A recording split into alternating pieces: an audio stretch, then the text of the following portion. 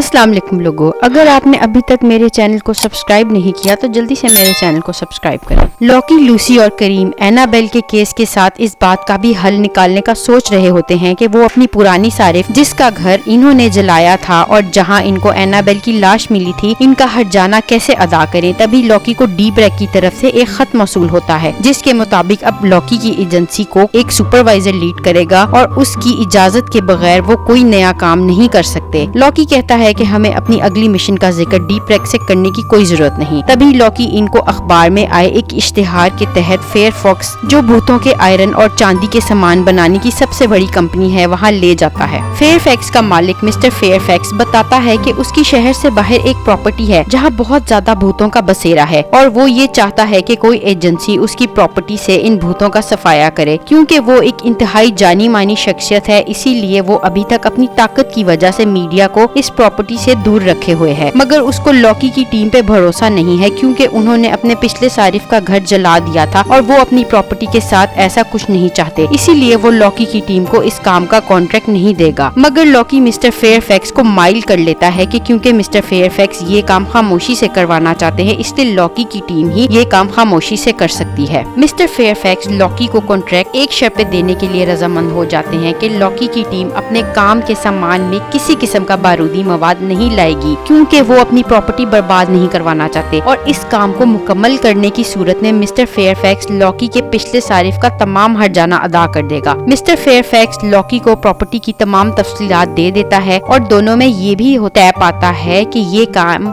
Deep rake से राज रख के किया जाएगा। लॉकी, लूसी और करीम मिस्टर फेयरफैक्स की प्रॉपर्टी की तफसीलात का मुतालिया कर रहे होते हैं कि लूसी को इंस्पेक्टर की कॉल आती है जो लूसी से पूछता है कि वो कब जा रही है और वो लॉकी को उसके सुपरवाइजर से मिलवाने आ रहा है। लूसी फूमिगेशन का बहाना बनाकर इंस्पेक्टर से एक दिन मांग लेती है। करीम बताता है कि फेयरफैक्स ने उन्हें तमाम तफसीलात नहीं दी, ये एक बहुत खतरनाक प्रॉपर्टी है और बगैर बारूदी सामान के वो इस प्रॉपर्टी में भूतों का मुकाबला कैसे करेंगे। करीम बताता है कि इस प्रॉपर्टी पे ज़माना कदीम से कई शैतानी पैरोकारी तंजीमों ने अपने अकायदों के मुताबिक बहुत सारी नाजायज कुर्बानियों का अमल किया हुआ है और यहाँ आखिरी दफा शैतानी मॉन्क्स की खूनी रसूमात सर अंजाम दी जाती थी। इस प्रॉपर्टी पर आज तक जितने भी एजेंट्स की टीमें गई हैं जो कि फिट्स जैसी एजेंसी से मुंसलिक थी, यहाँ से जिंदा वापस नहीं आई। यहाँ तक कि मरीसा फिट्स खुद भी इस प्रॉपर्टी पर भूतों का मुंसलिक जरिया तलाश करने में नाकाम रही और वो एक अकेली वाहिद एजेंट थी जो तारीख के मुताबिक इस प्रॉपर्टी से जिंदा वापस आई थी। मालूमात के मुताबिक कहा जाता है कि इस प्रॉपर्टी में एक सीढ़ियां हैं जिसको चीखों वाली सीढ़ियां कहा जाता है क्योंकि इस सीढ़ियों से कुर्बान किए जाने वाले इंसानों की दर्दनाक आवाजें आती हैं और इस सीढ़ियों से गुजरकर एक कमरा आता है जहां भूतों को खत्म करने का मुंसलिक जरिया मौजूद है। लॉकी करीम और लूसी को फिक्र ना करने के लिए कहता है और अगले दिन लॉकी की टीम खामोशी से मिस्टर फेयरफैक्स की प्रॉपर्टी पर पहुंचने के लिए सफर के लिए रवाना हो जाते हैं। लॉकी की टीम को ट्रेन के अड्डे पे लेने एक रिटायर एजेंट आती है जो अब मिस्टर फेयरफैक्स के लिए काम करती है क्योंकि मिस्टर फेयरफैक्स इससे अच्छी तनख्वाह देते हैं। मिस्टर फेयरफैक्स लॉकी की टीम को चीखने वाली सीढ़ियां दिखाते हैं और रात के लिए अपने खतरनाक घर में बंद करके चले जाते हैं। मिस्टर फेयरफैक्स के मना करने के बावजूद भी लॉकी एक भारी भरकम बॉम्ब चालाकी से प्रॉपर्टी के अंदर ले आता है। अब लॉकी, लूसी और करीम भूतों की मुंसलिक जरियों की तलाश में लग जाते हैं। इसके लिए इनको लूसी की सलाहियतों की जरूरत होती है। ये तीनों अपने टैलेंट से ये जान पाते हैं कि जो सीढ़ियां मिस्टर फेयरफैक्स ने दिखाई थी वो दर हकीकत असली चीखों वाली सीढ़ियां नहीं हैं। लूसी के टैलेंट से इनको एक खुफिया दरवाजा मिल जाता है जिसके पीछे असल में सारी शैतानी कार्रवाइयां हुआ करती थी। रास्ते में इनको एक एजेंट का भूत आगे आने वाले खतरे से आगाह करता है। यहाँ इनको असल चीखें मारने वाली सीढ़ियां मिलती हैं जिनसे लूसी को काफी दर्दनाक आवाजें आ रही होती हैं और लॉकी को भी बहुत ज्यादा मौत की चमक नजर आ रही होती है। यहाँ एक कुआं भी होता है। लॉकी और करीम भूतों का मुकाबला कर रहे होते हैं और वो लूसी को मुंसलिक जरियों को तलाश करने का कहते हैं, मगर लूसी को भूत काबू में करके कुएं में फेंकने ही वाले होते ہیں کہ لوکی اور کریم لوسی کو بچا لیتے ہیں۔ لوسی بتاتی ہے کہ اس کنویں میں ہی ان کی سورس ہے جو در حقیقت ان کی لاشوں کی ہڈیاں ہیں۔ لوکی اپنا طاقتور بم کنویں میں پھینک دیتا ہے اور یہ تینوں وہاں سے بچ کر نکل جاتے ہیں۔ اس سے پہلے کہ یہ تینوں لوگ گھر سے باہر جائیں، مسٹر فیئر فیکس کی ایجنٹ ان پہ حملہ کر دیتی ہے اور لوکی یہ بتاتا ہے کہ یہ وہی ایجنٹ ہے جس نے ان کے گھر حملہ کیا تھا اور جو اینابیل کی انگوٹھی چرانا چاہتی تھی، کیونکہ اینابیل کا قتل در حقیقت ہیوگو نے نہیں بلکہ مسٹر فیئر فیکس نے کیا تھا اور بعد میں انہوں نے اینابیل کو دیوار میں دفن کر دیا تھا۔ مسٹر فیئر فیکس کے اینابیل کے ساتھ ناجائز تعلقات بھی تھے اور وہ اینابیل کو دنیا کے سامنے اپنانا نہیں چاہتے تھے۔ مسٹر فیئر فیکس سامنے آ کے یہ سب قبول کر لیتے ہیں اور معلوم ہوتا ہے کہ جو انگوٹھی مسٹر فیئر فیکس نے اینابیل کے ساتھ دفن کی تھی اس پہ ان کے خاندان کا نشان موجود ہے، جس کی وجہ سے پولیس مسٹر فیئر فیکس کو گرفتار کر سکتی ہے اور جس کی وجہ سے ان کی بہت بدنامی ہوگی۔ مسٹر فیئر فیکس لوکی کو کہتے ہیں کہ وہ انہیں اینابیل کی انگوٹھی دے دے، مگر لوسی اینابیل کی انگوٹھی حفاظتی لاکٹ سے نکال کر باہر پھینک دیتی ہے، جس کی وجہ سے اینابیل کا بھوت مسٹر فیئر فیکس کو مار ڈالتا ہے اور لوسی کا شکریہ ادا کر کے وہاں سے چلا جاتا ہے۔ اب ڈیپ ریک کی ٹیم لوکی، لوسی اور کریم کو قانون کی نافرمانی کرنے پہ گرفتار کر لیتی ہے، مگر باہر میئر انسپیکٹر سے بحث کر رہا ہوتا ہے اور انسپیکٹر لوکی، لوسی اور کریم سے نان ڈسکلوجر ایگریمنٹ پہ میئر کے کہنے پر زبردستی دستخط کروا لیتا ہے کہ یہ تینوں اینابیل کے قاتل کا ذکر کسی سے بھی نہیں کریں گے اور اس کے بدلے میں فٹس کمپنی ان کا سارا ہٹ جانا بھی ادا کرے گی اور ان کو سپروائزر سے بھی نجات دلا دے گی، مگر یہ اس معلومات کا ذکر کسی سے بھی نہیں کریں گے۔ لوکی، لوسی اور کریم نہ چاہتے ہوئے بھی اس معاہدے پر دستخط کر دیتے ہیں۔ پھر دکھایا جاتا ہے کہ ایک قبرستان میں مریسا فٹس کی بیٹی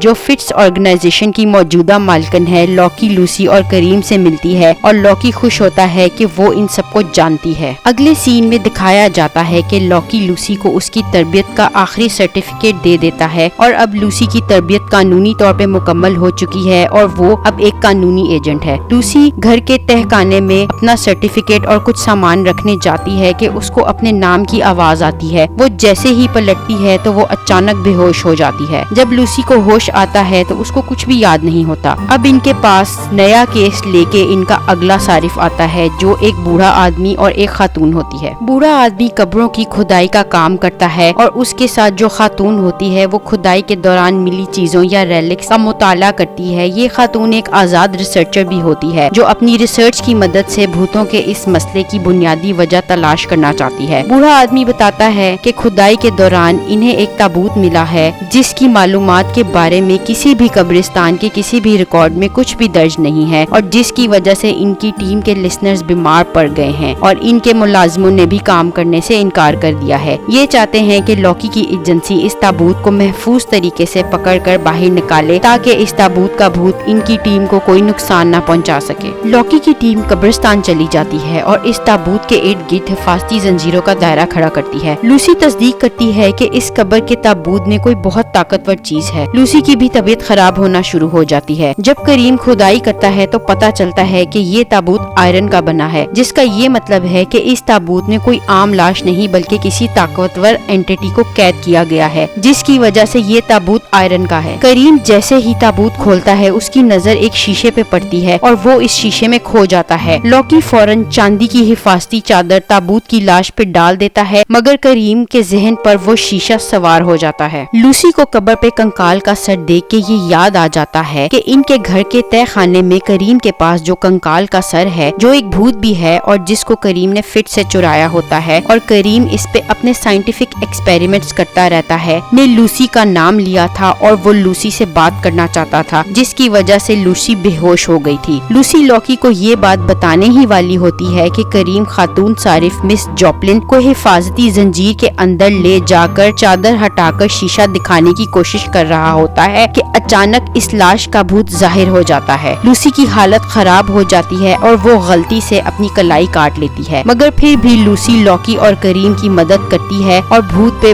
بارود پھینکتی ہے، جس کی مدد سے کریم اور لوکی لاش پہ کامیابی سے حفاظتی چاندی کی چادر ڈال دیتے ہیں۔ گھر پہنچ کر لوسی تہہ خانے میں جاتی ہے اور جاڑ والے کنکال سے بات کرتی ہے جو لوسی کو بتاتا ہے کہ لوسی بہت طاقتور ہے اور وہ لوسی کو اس ایجنسی سے زیادہ اچھی تربیت دے سکتا ہے، مگر لوسی کو اس کو اس جاڑ سے آزاد کرنا ہوگا۔ لوسی منع کر دیتی ہے کیونکہ لوسی کو اس پہ بھروسہ نہیں ہوتا اور یہ تیسری قسم کا का भूत है जो इंतहाई खतरनाक होते हैं। लूसी जैसे ही जार के पास जाती है तो कंकाल लूसी पे चिल्लाता है और कहता है कि लूसी एक खतरनाक ताकत को हाथ लगा के आई है और मौत आ रही है। दूसरी तरफ लॉकी करीम पे गुस्सा कर रहा होता है। दोनों में बहस हो रही होती है। करीम इस कब्र के शीशे का मुताला करना चाहता है क्योंकि करीम कहता है कि ये ताबूत भूतों का मसला शुरू होने से भी पुराना है और इस शीशे में जरूर कोई ऐसा राज है जो भूतों के मसले को हल करने में मदद कर सकता है। इतने में लूसी जार वाले कंकाल के सर को लेकर आ जाती है और लॉकी और करीम को बताती है कि वो इस कंकाल से बात कर सकती है। इसने लूसी का नाम लिया था जिसकी वजह से वो बेहोश हो गई थी। वो भी मरीसा फिट्स की तरह भूतों से बात कर सकती है। करीम और लॉकी लूसी का यकीन नहीं करते और करीम वहाँ से लॉकी और लूसी पे तंज करके चला जाता है। लूसी लॉकी को कहती है कि कंकाल ने लूसी को बताया है कि लॉकी ने अपने खुफिया कमरे में कुछ खतरनाक छुपाया हुआ है और लॉकी जानता है कि लूसी सच कह रही है, मगर लॉकी इंतहाई बेहिस और हासिद इंसान है कि वो अपने से ज्यादा मशहूर किसी और को देख नहीं सकता, इसीलिए वो लूसी की बात नहीं मान रहा। वो ये कह के वहाँ से गुस्से में चली जाती है। लॉकी लूसी से माफी मांगता है और कहता है कि वो लूसी का यकीन करता है। लूसी ये भी बताती है कि कंकाल ने कहा है कि लूसी खतरनाक ताकत को हाथ लगाकर आई है और मौत आ रही है। वो दोनों ये सब बताने के लिए करीम के कमरे में जाते हैं, मगर करीम पूरे घर में कहीं नहीं होता। तो वो समझ जाते हैं कि करीम कब्रिस्तान गया है ताकि वो लाश का मुताला कर सके और शीशे के बारे में मजीद जान सके। लूसी और लॉकी भी करीम के पीछे कब्रिस्तान पहुंच जाते हैं। कब्रिस्तान में इंस्पेक्टर लॉकी को बताता है कि ये केस अब लॉकी नहीं बल्कि फिट्स का एजेंट जो लॉकी का हरीफ भी है किप्स लीड करेगा, क्योंकि किसी